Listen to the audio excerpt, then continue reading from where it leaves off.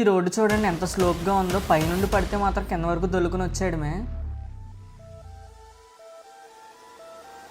ఇప్పుడు మనం వైజాగ్ టౌన్లో ఉన్నామన్నమాట. ఇక్కడ నుండి రోజ్ హిల్ చర్చ్కి అయితే వెళ్తున్నాము. ఇంకా వీళ్ళని అడగడం ఎందుకంటే డైరెక్ట్గా గూగుల్ మ్యాప్స్ పెట్టేసుకున్నాము. గూగుల్లో బ్యూటిఫుల్ చర్చెస్ ఇన్ వైజాగ్ అని కొడితే రోజ్ హిల్ చర్చ్ ఇంకా మరికొన్ని చూపించింది. సరే ఫస్ట్ వైజాగ్ లో ఉన్న ఈ రోజ్ హిల్ చర్చ్ ని చూపిద్దాము, దాని తర్వాత ఒక్కొక్కటి విజిట్ చేద్దాం అనుకున్నాను. ఏ ఏజ్ లో ఉన్న వాళ్ళకైనా సరే ఈ బీచ్ చూసేటప్పటికి ఎక్కడో తెలియని ఆనందం వేస్తుంది కదా. వెదర్ కూడా చాలా బాగుంది, నేను కూడా దిగుదాం అనుకున్నాను కానీ మనకేమో టైం సరిపోవట్లేదు. సరే ఇవన్నీ వదిలేసి ఫస్ట్ మనం వచ్చిన పని చూద్దాం అని చెప్పేసి డైరెక్ట్గా వెళ్ళిపోతున్నాం అనమాట రోజ్ హిల్ చర్చ్ దగ్గరికి. రోజ్ హిల్ చర్చ్ దగ్గరికి అయితే వచ్చేసాము. నిజం చెప్పాలంటే నేను నిద్రపోయాను. చర్చ్ దగ్గరికి వచ్చేంత వరకు కూడా నేను లేపలేదు తమ్ముడు. డైరెక్ట్ గా మనం వేసుకొచ్చిన కారులోని చర్చ్ దగ్గరికి వెళ్ళిపోతున్నాం అనమాట. అంటే ఈ రోజ్ హిల్ చర్చ్ కొండ మీద ఉంటది. సో ఇప్పుడు మనం వెళ్ళేదంతా ఘాటి అంటే తెలుసు కదా, కొండంతా మలుపులుగా ఉంటది. డ్రైవింగ్ చేసే వాళ్ళు ఎక్కడైనా తేడా చేస్తే మాత్రం పైనుండి కిందకి పడిపోవడమే. ఇంకా ఇలా కొండ ఎక్కే కొద్దీ కూడా దారి మధ్యలో ఇలా చిన్న చర్చెస్ ఉన్నాయన్నమాట. అంటే ఆల్రెడీ ఈ చర్చ్ గురించి నాకు చాలా మంది చెప్పారనమాట, పైన చాలా మంచి వ్యూ పాయింట్ ఉంటదని. సో ఫస్ట్ టైం వస్తున్నాం కాబట్టి చాలా ఎక్సైట్మెంట్ తో వెళ్తున్నాం అనమాట. ఈ టర్నింగ్స్ దగ్గర ఎంత జాగ్రత్తగా తిప్పాలంటే అంత జాగ్రత్తగా తిప్పాలి. సడన్ గా కార్స్ వచ్చేస్తున్నాయి చూడండి. ఇది కొండ కాబట్టి టర్నింగ్స్ వచ్చేటప్పుడు పైనుండి వచ్చే వాళ్ళకి కింద వాళ్ళు కనిపించరు, కింద నుండి వెళ్ళే వాళ్ళకి పై వాళ్ళు కనిపించరు. దట్టు ఈ రోడ్డు చూడండి ఎంత స్లోప్ గా ఉందో, పైనుండి పడితే మాత్రం కింద వరకు దొల్లుకుని వచ్చేయడమే. మనం ఈ ఎంట్రన్స్ కి వచ్చేసాం కాబట్టి ఇంక పైకి వచ్చేసాం అనుకుంటా. అవును వచ్చేసాం, ఎందుకంటే కార్లు ఆటోలు ఆల్రెడీ పార్కింగ్ లో ఉన్నాయి కాబట్టి ఇంకా పైకి ఏం లేదనుకుంటా, ఇక్కడతోటే ఎండింగ్. సో మనం కూడా మన కార్ని పార్క్ చేసేసుకుని ఈ బ్యూటిఫుల్ వ్యూ పాయింట్ ని మనం కూడా చూసేద్దాము. ఎక్కడ పడితే అక్కడ పెట్టుకోవసరం లేదు, పైన పార్కింగ్ కూడా మంచిగానే ప్లేస్ ఉంది. ఎందుకంటే ఇక్కడికి చాలా మంది వస్తున్నారు. నిజంగానే అందరూ చెప్పడమేమో కానీ కొండ మీద నుండి వ్యూ పాయింట్ అయితే చాలా అంటే చాలా బాగుంది. దట్టు వెదర్ కూడా కొద్దిగా క్లౌడీగా ఉండి చిన్న చినుకులు పడుతున్నాయి. ఇంకా వేరే లెవెల్ ఉంది అసలు. పైకి వస్తున్నప్పుడు చిన్న చర్చెస్ లా ఉన్నాయన్నాను కదా, ఇవే అనమాట. క్లియర్ గా చూడకపోతే ఇప్పుడు చూడండి, కార్ పార్క్ చేసుకున్న పక్కనే చర్చ్ ఉంది కానీ నేను కిందకి వెళ్తున్నాను ఎందుకంటే కింద చాలా మంచి వ్యూ పాయింట్ ఉంది. ఆ వ్యూ పాయింట్ పక్కనే మెట్లు ఉన్నాయి, అక్కడ నుండి చర్చ్ దగ్గరికి పైకి వెళ్ళిపోవచ్చు అనమాట. వీళ్ళైతే కింద నుండి నడుచుకుని వచ్చేస్తున్నట్టున్నారు ఈ బ్యూటిఫుల్ లొకేషన్స్ చూసుకుంటూ. మొబైల్లో వీడియో తీస్తున్నాను కానీ మరి మీకైతే ఎలా కనిపిస్తుందో నాకు తెలియదు, కానీ నాకైతే చాలా అంటే చాలా ఆనందం వేసింది లొకేషన్స్ చూసి. పక్కన మొత్తం సముద్రం అనమాట, సముద్రం ఆనుకుని రివర్ ఉంది. ఇదే సీ పోర్ట్ అనమాట. ఏదైనా షిప్ వచ్చినప్పుడు వీడియో తీస్తాను. ఈ లోపు మనం వచ్చిన పని అంటే చర్చిని కూడా వీడియో తీద్దాము, ఎలా ఉంది ఏంటి మొత్తం లొకేషన్స్ అన్ని కూడా. సో ఇంకా నేను తమ్ముడు అయితే చర్చ్ దగ్గరికి వెళ్తున్నాం అనమాట వీడియోస్ తీయడానికి. ఇదే రోజ్ హిల్ చర్చ్ అనమాట. మెట్లు ఎక్కుతుంటే పక్కనే నో ఎంట్రీ బోర్డు ఉన్నది అనమాట. ఏంటని చదివితే స్నేక్స్ అవి ఉంటాయని రాసి ఉన్నది. ఇదంతా కొండ ప్రాంతం కాబట్టి ఉండే ఛాన్స్ ఉన్నాయి. సో పిల్లలతో వచ్చినప్పుడు జాగ్రత్తగా ఉండాలి. సో ఇంక మనం మెట్లు ఎక్కుతూ చర్చ్ దగ్గరికి అయితే వెళ్తున్నాము.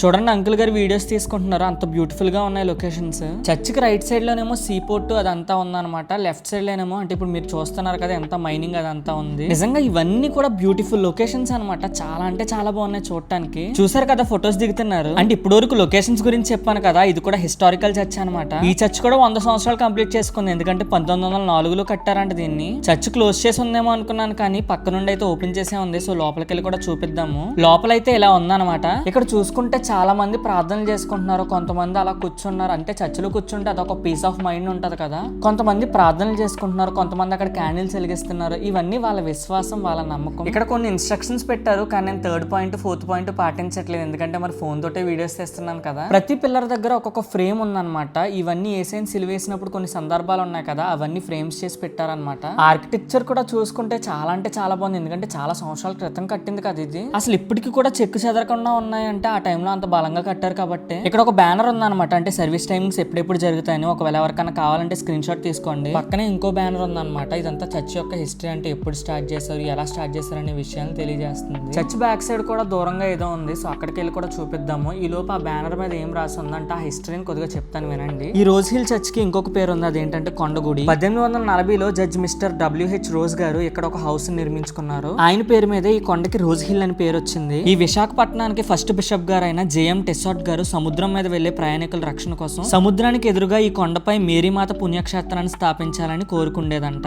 ఇంక ఈ కొండను కొనుగోలు చేసి 1867 ఆగస్టు 15వ తారీఖున vicar general father Richard MSFS గారు ఈ స్థలాన్ని తల్లి మరియమాతకు అంకితం చేసి పుణ్యక్షేత్రంగా ప్రతిష్ఠించారంట. దాని తర్వాత 1870లో వచ్చిన తుఫాన్ల వల్ల ఈ నగరం అంతా అలాగే పుణ్యక్షేత్రం కూడా చాలా దెబ్బతిన్నదంట. ఇంకా అప్పుడు బిషప్ గారు టెస్సాట్ MSFS గారు ఈ దేవాలయాన్ని మళ్ళీ నిర్మించారు. ఇంక ఫైనల్ గా 1904వ సంవత్సరంలో బిషప్ క్లార్క్ MSFS గారు ప్రస్తుతం ప్రస్తుతం ఉన్న దేవాలయాన్ని ఓపెన్ చేశారంట. దాని తర్వాత కొండ మీదకి మెట్లు అలా ఒక్కొక్కటి వచ్చినాయి అంట. ఇక్కడ తెలుగులో కూడా బ్యానర్ ఉంది హిస్టరీ మొత్తం. సో అదనమాట ఈ రోజ్ హిల్ చర్చ్ యొక్క హిస్టరీ. అంటే ఇక్కడ కూడా కొవ్వొత్తులు అవి వెలిగించడం వల్ల కాళ్ళు మొత్తం జారిపోతున్నాయి అనమాట. అంటే క్యాండిల్ వ్యాక్స్ అది కింద పడటం అలా ఉంటది కదా, సో కాళ్ళు జారిపోతున్నాయి అనమాట. అందుకే కింద చూడండి ఎంత షైనింగ్ ఉందో. చర్చ్ బ్యాక్ సైడ్ దూరంగా ఉన్నదని చెప్పాను కదా, ఇదే అనమాట. చాలా మంది ఇక్కడికి వచ్చి కూడా ప్రేయర్ చేసుకుంటున్నారు.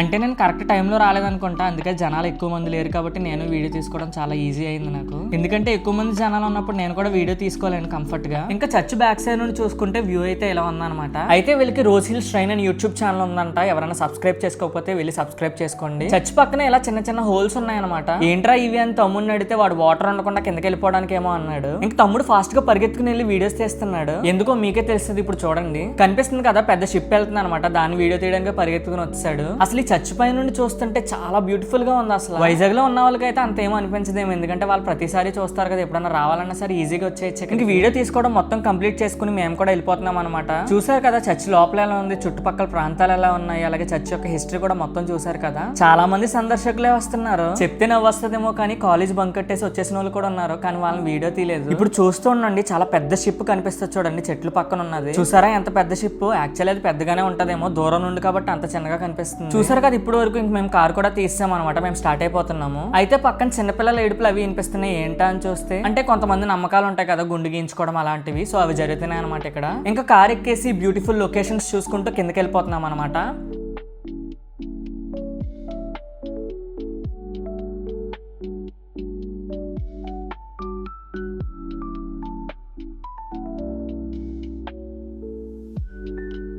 కార్లో పక్కన కూర్చున్న నాకే కళ్ళు తిరిగిపోయినాయి ఘాటీ చూస్తే. నడిపే వాళ్ళకి మామూలుగా ఉండదేమో. అయితే ఫైనల్ గా మీకు ఒక విషయం చెప్దాం అనుకుంటున్నాను. యాజ్ ఏ క్రిస్టియన్ బ్లాగర్ గా ప్రతిదీ ఎక్స్ప్లోర్ చేయాలి కాబట్టి మొత్తం అంతా మీకు చూపిస్తున్నాను. ఒకవేళ మీరు ఈ వీడియో చూడకపోతే ఈ చర్చ్ గురించి కానీ ఈ చర్చ్ యొక్క బ్యూటిఫుల్ లొకేషన్స్ కానీ మీరు చూడగలరా? చూడలేరు కదా. సో ఎవరు కూడా నెగిటివ్ గా తీసుకోవద్దు, నెగిటివ్ గా కమెంట్స్ చేయొద్దు. మీరు ఇలానే సపోర్ట్ చేస్తే అలాగే దేవుని కృప నా మీద ఉంటే గనక ఖచ్చితంగా ఇండియాలో ఉన్న ప్రతి బ్యూటిఫుల్ చర్చ్ ని మీకు చూపిస్తాను. మన ఇండియాలో చాలా హిస్టారికల్ చర్చెస్ ఉన్నాయి. ఎప్పుడు స్థాపించారు, ఎలా ఉన్నది, ఆ లొకేషన్స్ అన్ని మీకు ఖచ్చితంగా చూపిస్తాను.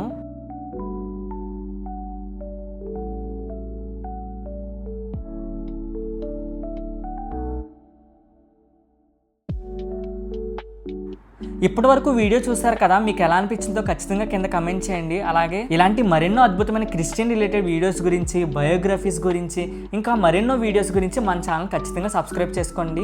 మీ ఫ్రెండ్స్ అండ్ ఫ్యామిలీ మెంబర్స్ కి తప్పకుండా షేర్ చేయండి. ఇంకొక విషయం చెప్పడం మర్చిపోయాను. ఈ చర్చిని చూసారు కదా, నెక్స్ట్ ఏ చర్చిని విజిట్ చేయమంటారో ఖచ్చితంగా కింద కమెంట్ చేయండి. వీడియో తీయడానికి మనీ ఖర్చు అవ్వకపోయినా సరే మనం వెళ్ళడానికి ఇవన్నిటికి ఛార్జెస్ అవుతున్నాయి కదా. సో మీ అందరి సపోర్ట్ ఉంటే ఇంకా మరెన్నో చర్చెస్ చూపించవచ్చు. నేను ఓన్లీ చర్చ్ విజిటింగ్సే కాదు, ఇంకా మరెన్నో యూనిక్ థాట్స్ తో మనం ముందుకెళ్ళొచ్చు అనమాట. సో అదే అనమాట మ్యాటర్. మళ్ళీ నెక్స్ట్ వీడియోలో కలుద్దాం. Praise the lord. బాయ్.